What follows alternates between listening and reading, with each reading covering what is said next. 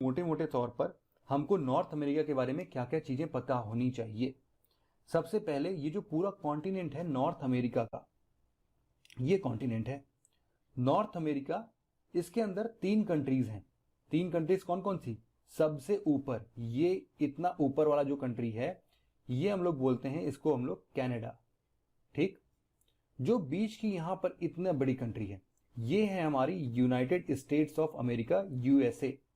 और जो नीचे ये कंट्री है पूंछ जैसी जो आपको दिख रही है, इस कंट्री का नाम है मेक्सिको। ये 3 कंट्रीज आपको पता होना चाहिए कि मोटे मोटे तौर पे जो नॉर्थ अमेरिका की जब भी हम बात करेंगे, क्योंकि यहां पर 3 कंट्रीज हैं, एक तो कनाडा, एक यूएसए और एक मेक्सिको। साथ ही साथ आपको यह भी पता होना चाहिए कि यूएसए का एक टेरिटरी यहां पर बहुत बड़ा सा है। ये वाला पोर्शन आप देख रहे हो, ये है अलास्का। ये जो पोर्शन है ये कनाडा में नहीं आता, बल्कि ये यूएसए का पोर्शन है अलास्का। तो इसीलिए आपको ये भी याद रखना चाहिए। ओवरऑल हम देखें तो नॉर्थ अमेरिका जो है ये 3rd लार्जेस्ट कॉन्टिनेंट है। नॉर्थ अमेरिका का डायग्राम बनाना बहुत आसान है। आप सबसे पहले ऐसे बनाओ एक लाइन, यहां पर एक गड्ढा करो और उसके बाद ऐसे बना दो, ठीक। यहां से एक लाइन थोड़ी सी अलास्का बनाओ और इसके बाद यहां पर आओ और यहां से एक पूंछ निकाल दो जिसको हम लोग बोलते हैं कैलिफोर्निया।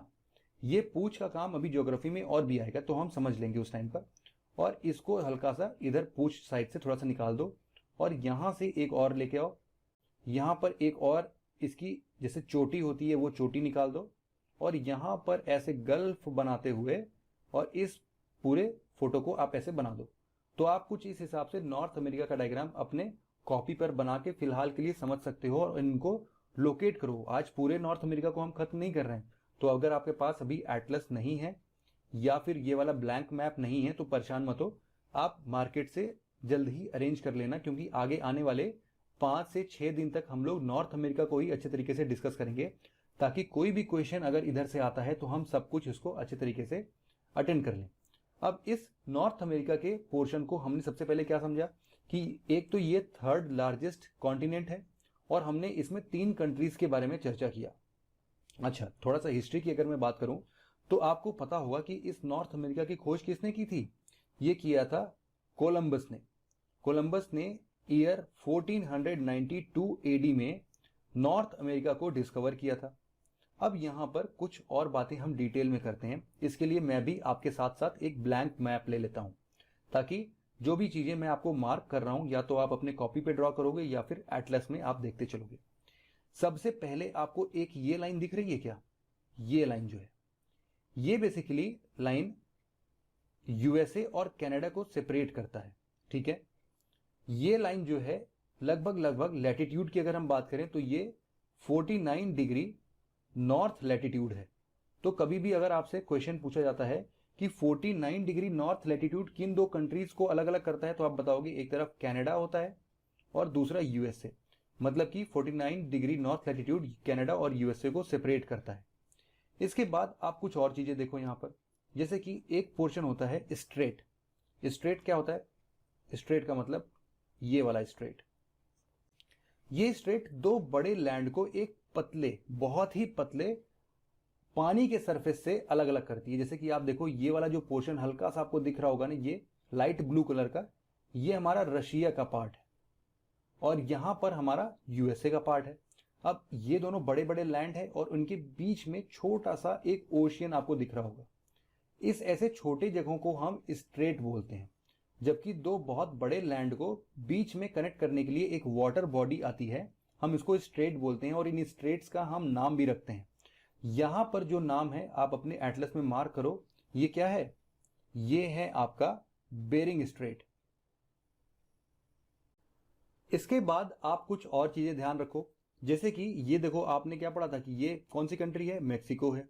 तो ये देखो ये पूरा एक गल्फ बना रही है। गल्फ मतलब कि अगर 3 साइड से ओशियन सरफेस को कोई भी अगर लैंड एरिया सर्कल कर देता है, मतलब घेर लेता है, तो हम उसको गल्फ बोलते हैं।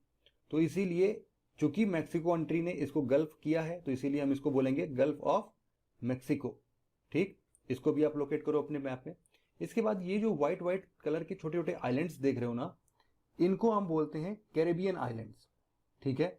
अब ये जो कैरेबियन आइलैंड्स हैं इन आइलैंड के बीच में, और यहां पर आप देखोगे कि यूएसए का एक पोर्शन है, ये स्टेट है जिसका नाम है फ्लोरिडा। ठीक है, अब जो भी कैरेबियन आइलैंड है और यहां पर फ्लोरिडा है, वही बात हो गई कि दो बड़े लैंड सरफेस हैं और इनके बीच में एक छोटा सा पतला सा वाटर बॉडी है, तो ये क्या कहलाएगा, स्ट्रेट कहलाएगा।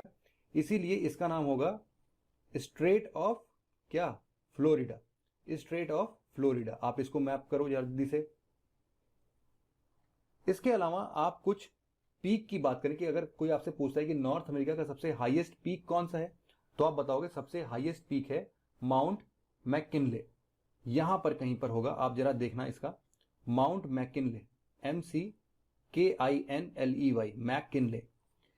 मैककिनले की हाइट लगभग आप देखोगे कि ये 6168 किलोमीटर ऊंची है। तो बहुत ऊंची, तो हमारे हिमालय पर्वत से तो काफी नीचे ही है, लेकिन फिर भी नॉर्थ अमेरिका का सबसे ऊंचा है। और आप देखना कि ये जो माउंट किनले है ना, ये अलास्का में है, और प्लस ये एक प्रकार का एक्टिव वॉल्केनो है, ज्वालामुखी है ये एक प्रकार का, यहां से ज्वालाएं फूटती हैं, अंदर से लावा बाहर निकलता है, एक्टिव वॉल्केनो है ये। ठीक, अब इसके बाद ये आपने समझ लिया। कुछ लेक की बात करते हैं। लेक में आप क्या क्या देख रहे हो, सबसे पहले आप देखो कि यहां पर कुछ लेक है जो कि इस मैप में तो आपको नहीं दिखेगा, लेकिन आपके एटलस में जरूर दिखेगा। तो सबसे पहले यहां पर एक लेक आपको दिखेगा। ये लेक क्या नाम है इसका, बहुत ही आसान नाम है, इसका नाम है ग्रेट बियर। दूसरा, उसके जस्ट नीचे आप आओगे तो एक और आपको लेक दिखेगा, इसका नाम है ग्रेट स्लेव। बहुत अजीबोगरीब नाम है, लेकिन ये एक बियर और एक स्लेव। इसके बाद आप थोड़ा सा और नीचे आओ, यहां पर आपको स्लेव के नीचे दिखेगा एक लेक रेंडीर, वो बहुत छोटा सा होगा, यहां पर ये होगा लेक रेंडियर, REINDER। इसके बाद ये सब कनाडा के हैं। इसके बाद एक और छोटा सा पोर्शन, आप थोड़ा सा और नीचे आओगे तो आपको दिख रहा होगा लेक विनिपिग, यहां पर कहीं होगा। ये कौन सा है, लेक विनिपिग। ठीक, NNI है, NNIPIG, विनिपिग। इसके बाद यहां पर जो ये 5 लेक आपको साधारण तौर से यहां पर भी दिख रहा होगा, इन सबके नाम आपको पता होना बहुत जरूरी है। सबसे पहले तो आप देखो कि ये जो सबसे बड़ा है ये वाला लेक, इसको हम लोग बोलते हैं लेक सुपीरियर। और आपको पता होना चाहिए कि ये जो लेक सुपीरियर है, ये पूरे वर्ल्ड का सबसे लार्जेस्ट फ्रेश वाटर लेक है। इसके बाद जो ये एक पतला सा लंबा सा आप ये लेक देख रहे हो, इसका नाम है लेक मिशिगन। ये क्योंकि मिशिगन शहर के पास में पड़ता है, उसी के किनारे पर है, इसीलिए इसका नाम है लेक मिशिगन। इसके बाद आप देखो एक है यहां पर लेक ह्यूरॉन। ये वाला जो आपका लेक है ये है लेक ह्यूरॉन। इसके बाद ये वाला जो लेक है इसका नाम है लेक एरी। और जो ये वाला लेक है इसका नाम है लेक ओंटारियो। ठीक, अब इसमें से आपको केवल एक बात ध्यान देना है कि इसमें से जो लेक मिशिगन है, यही एकमात्र ऐसा लेक है जो कि कंप्लीटली यूएसए में है। बाकी जितने भी लेक हैं, Lake Superior, Lake Huron, Lake Erie और लेक ओंटारियो, ये चार के चारों लेक यूएसए और कनाडा का बॉर्डर भी बनाते हैं, ये भी आपको पता होना चाहिए।